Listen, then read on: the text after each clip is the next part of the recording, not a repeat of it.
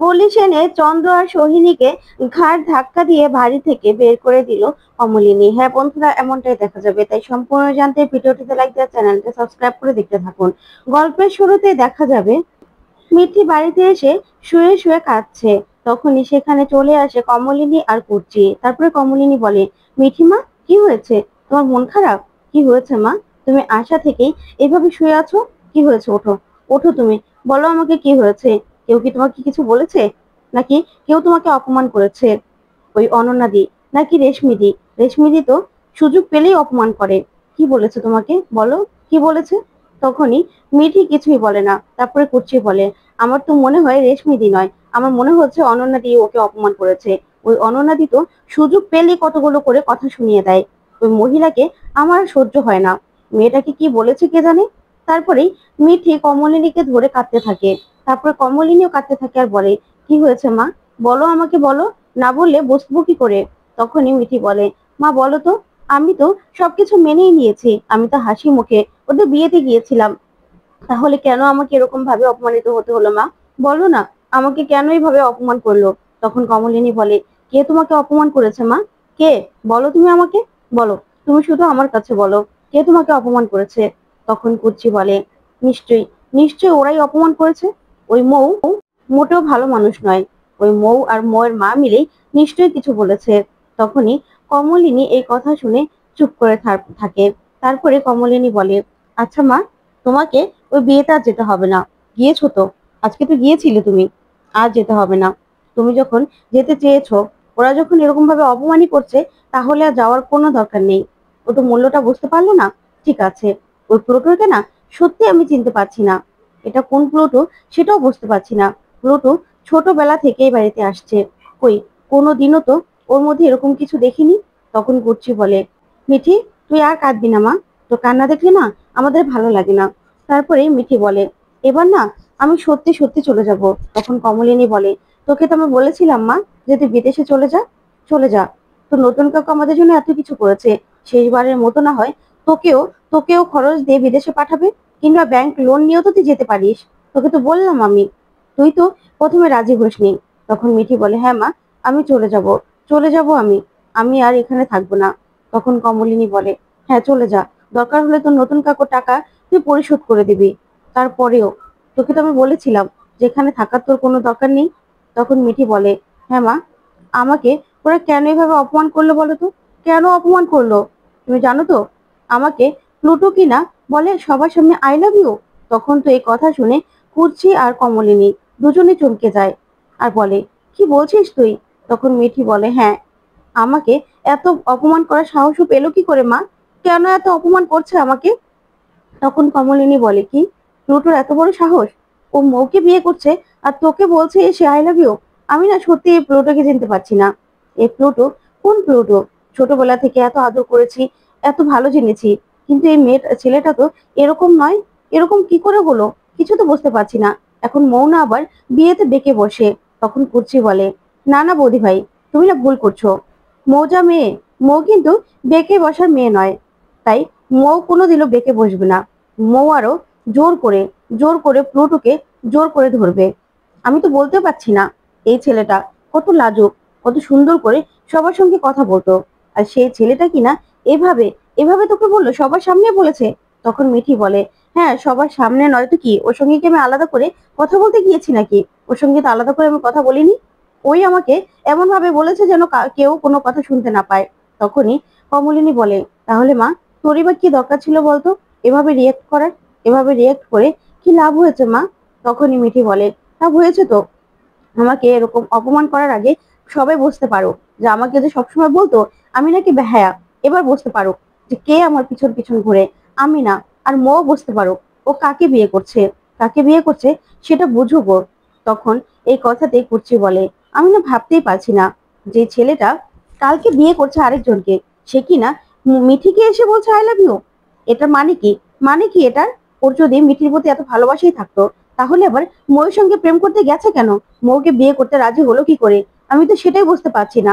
একজনের সঙ্গে প্রেম করে, হ্যাঁ সম্পর্কটা না হয় তোদের সঙ্গে নষ্টই হয়ে গেছে, সেই জন্য এতটা এতটা বদল আমি না ভাবতেও পারছি না। ওর মায়ের কথা ছাড়া তো ও কিছুই করতে পারে না।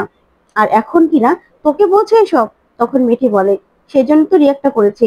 আসলে পুরোটা না বুঝতেও পারিনি, ভাবতেও পারিনি যে আমি এরকম ভাবে রিয়েক্ট করব। রিয়েক্ট করাতে মাথা নিচু করে দাঁড়িয়েছিল। আর কি বলবে? যে আমি মজা করেছি, ঠাট্টা করেছি, এই তো বলবে। এছাড়া তো আর ওর কাছে বলার কিছু নেই। তবে আমি না এগুলো আর নিতে পারছি না মা। আমি আর নিতে পারছি না। আমি এবার চলে যাব আমি। এসব মজা করার সাজে না আমার সঙ্গে। আমি কি শুধু মজারই পাত্রী? এসব না আমার আর ভালো লাগছে না মা। আমার সত্যি ভালো লাগছে না। তখন কমলিনী খুব কষ্ট পায়। তারপরে মিঠি বলে, আমি তো সবকিছু সহ্য করে নিয়েছিলাম বলো, তারপরেও আমার সঙ্গে কেন এরকম হচ্ছে? কেন? আমি তো সবকিছু মানিয়ে নিয়েছি, ওদের ওদের সম্পর্কটাও মেনে নিয়েছি। তখন কমলিনী বলে, আচ্ছা ঠিক আছে মা, তোকে আর যেতে হবে না, কিন্তু আমাদের তো যেতে হবে। ওর জন্য গয়নাগুলো কিনেছি, দিয়ে বরং না খেয়ে চলে আসবো। তাহলে সাপও মরবে না আর লাঠিও ভাঙবে না। আচ্ছা মিঠিমা, ওঠ। তোকে না এভাবে শুয়ে থাকতে বসে থাকতে আমার দেখতে ভালো লাগে না। ওঠ। তখন কুচি বলে, হ্যাঁ মা ওঠ। তখন কমলিনী বলে, দেখছিস না, মেয়েদের জীবনে এরকমই পরিবর্তিত হয়। বিয়ের আগে একরকম ছিলাম, বিয়ের পরে একরকম ছিলাম, তারপর হুট করে আমাকে বিধবা বানানো হলো। 20 বছর বিধবার মতো জীবন কাটাতে হলো। এখন আবার অন্যরকম জীবন কাটাচ্ছি। মেয়েদের জীবনটা না মা এরকমই হয়, অদ্ভুত হয়। এক এক সময় এক এক রকম রূপ নিতে হয়। তখন পুচ্ছি বলে, হ্যাঁ রে মিঠিমা, তুই একদম কষ্ট পাবি না। তুই দেখছিস না, আমার জীবনটা তো তুই দেখছিস। আমি আমার ছেলের কাছে পর্যন্ত যেতে পারছি না। আমার ছেলেকে পর্যন্ত আমার কাছে আসতে দিচ্ছে না আমার স্বামী। সে কিনা আমাকে অবিশ্বাস করে বাড়ি থেকে বের করে দিয়েছে। আমার উপর কি কম ঝড় গেছে? আমাকে একটু কম অত্যাচার করা হয়েছে বল? তারপরেও তো এখনো আমি ঠিক আছি। ওই মানুষটা যদি আমার কাছে ফিরেও আসতে চায়, তাও কি তাকে আমি বিশ্বাস করতে পারবো? পারবো না তো। তখন কমলিনী বলেন, দিদি ভাই, তুমি দেখো, ওই মানুষটাকে তোমার কাছে ফিরতেই হবে। এখন হোক আর 20 বছর পরে হোক, তোমার কাছে ওই মানুষটাকে ফিরতেই হবে। আমি তোমাকে বললাম, ওই মানুষটা ফিরে আসবেই তোমার কাছে। তখন এই কথা শুনে কুর্চি কুর্চি কমলিনীর দিকে তাকিয়ে থাকে। আর তখনই কমলিনী মিঠিকে বলে, মিঠিমা, এগুলো নিয়ে না তুমি একদম কষ্ট পাবে না। আমি না হয় দুর্বল, তুমি তো আমার শক্ত সবল মেয়ে। তুমি তো কখনো কোনো কিছুতে কষ্ট পাও না, তাই তুমি এগুলো নিয়ে একদম ভাববে না। তখন কমলিনী এই বলে মিঠিকে সান্ত্বনা দিতে থাকে। অন্যদিকে দেখা যাবে চন্দ্র ঠাম্মিকে বলে, আচ্ছা মা, আজকে তো সন্ধ্যাবেলায় কচুরি বানানোর কথা ছিল। আজকে কি নাস্তা টাস্তা পাবো না কিছু? কচুরি কি হবে না? তখন ঠাম্মি বলে, কি করে হবে, বর্ষা তো আবার পার্লারে গেছে। তখনই বুবলাই বলে, ঠাম্মি, কালকে একটা বিয়ে, আজকে তো মামি আমাদের আসতেই বারণ করেছিল, তারপরেও আসলাম। এখন ও ইয়াং মেয়ে, ও তো একটু পার্লারে যাবে বলো, একসঙ্গে এখান থেকে সাজগোজ করে বেরোবো। তখন ঠাম্মি বলে, আমি কি সে কথা বলেছি দাদু ভাই? হ্যাঁ যাও না, তোমরা যাও না, কিন্তু আমি কি করব? এই বয়সে আমার কি রান্নাঘরে যেতে ভালো লাগে নাকি?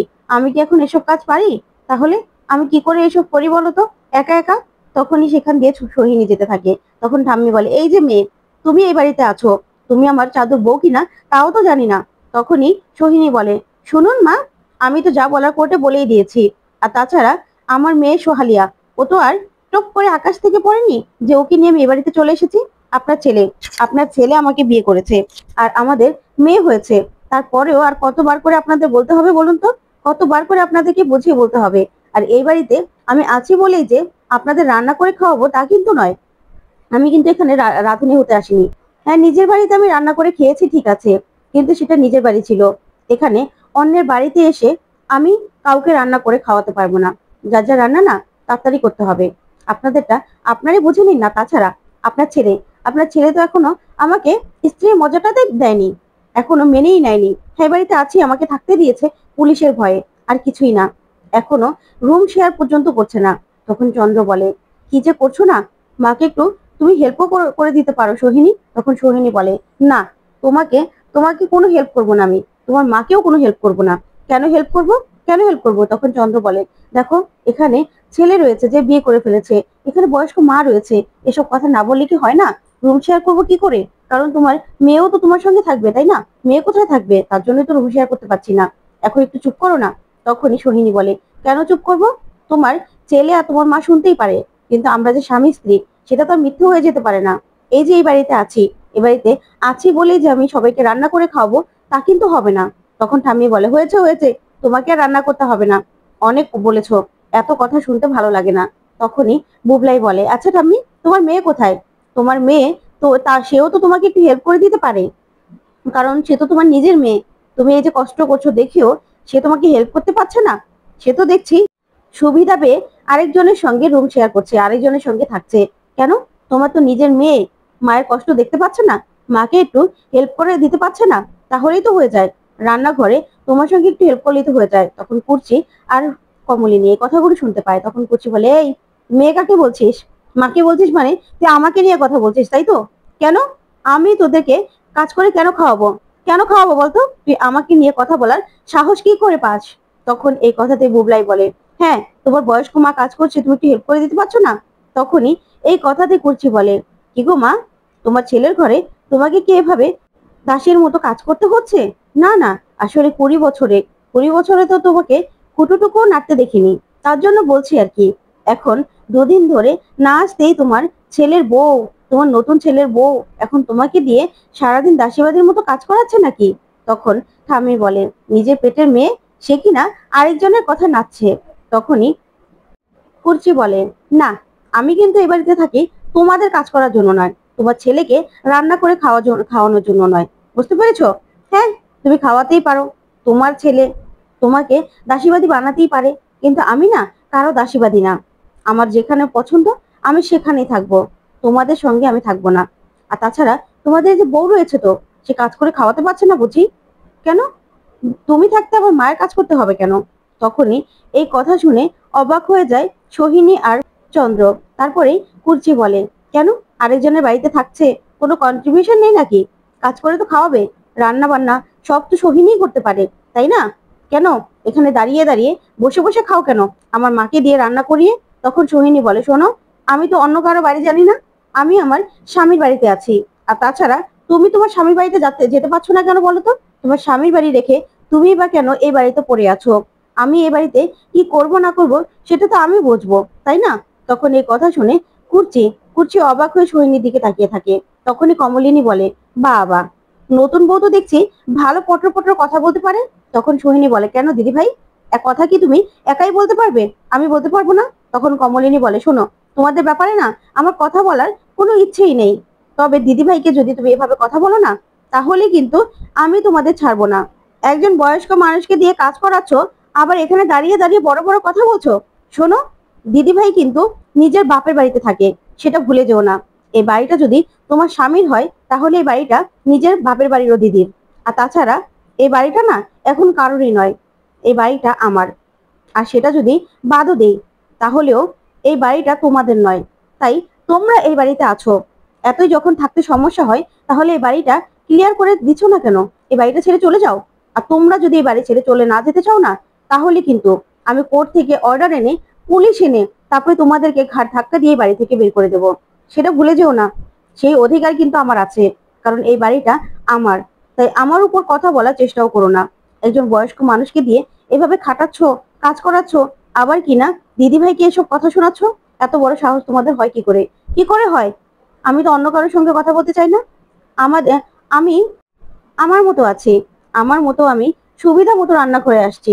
তারপরেও তোমাদের কিসের এত কথা? কিসের জন্য এত কথা?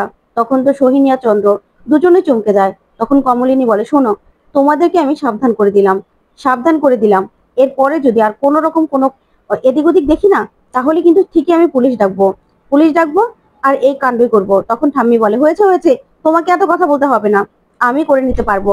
তখনই চন্দ্র বলে, আমাদের ব্যাপারে বাইরের লোকের কথা বলা আমি একদম পছন্দ করি না। তখন কমলিনী বলে, বাইরের লোকের কথা বলা তো দরকার নেই, তোমরা এই বাড়িতে কেন আছো? এই বাড়িটা খালি করতে বলো দিদি ভাই। তোমার এই যে ভাই, মা, ভাইয়ের বউ, সবাইকে বাড়িটা খালি করে দিতে বলো। আর শুনুন, আপনাকে বলছি, আপনাকে। তখন ঠাম্মি তাকালে কমলিনী বলে, আপনার সঙ্গে আমার না শাশুড়ি বৌমার এখন সম্পর্ক নেই, তাই আপনি চাইলে আপনার জন্য উপর থেকে আমি খাবার পাঠাতে পারি, কারণ আপনার তো বয়স হয়েছে। আপনি রান্নাঘরে গেলে রান্না করলে, এত বছর তো করেননি, এখন করলে আপনি অসুস্থ হয়ে যাবেন। তার জন্য বলছি, আপনার জন্য চাইলে আমি উপর থেকে খাবার পাঠাতেই পারি। তখনই কুর্চি বলে, আসলে এরা তো বেহায়া, বুঝো না, এদের কানে না কথা ঢুকছে না। এরা কানে কালা নাকি যে শুনতে পাচ্ছে না? এই বাড়িটা খালি করে দিলেই তো হয়। এই বাড়িতে কারো থাকার কোনো অধিকার নেই, এটা বৌদি ভাইয়ের বাড়ি। তখন চন্দ্র যেন না শোনার ভান করে। তখন কমলিনী বলে, শুনুন, আপনি এখন রান্না করবেন, রান্নাঘরে যাবেন, তারপরে আপনি অসুস্থ হয়ে পড়বেন। তা আপনার ছেলেও তো আপনাকে ডাক্তার দেখাতে পারবে না, তাই না? সেই জন্য বলছি, আপনি চাইলে আপনার জন্য আমি খাবার পাঠাতে পারি। তখন ঠাম্মি ঠাম্মি অবাক হয়ে কমলিনী দিকে তাকিয়ে থাকে। আর তখন কমলিনী বলে, এভাবে তাকিয়ে থেকে কোনো লাভ নেই, আপনাকে আরেকজন এসে কাজ করে খাওয়াবে না, বুঝতে পেরেছেন? তো বন্ধুরা, কেমন লাগলো আজকের আপডেট কমেন্ট করে জানাতে ভুলবে না। ধন্যবাদ।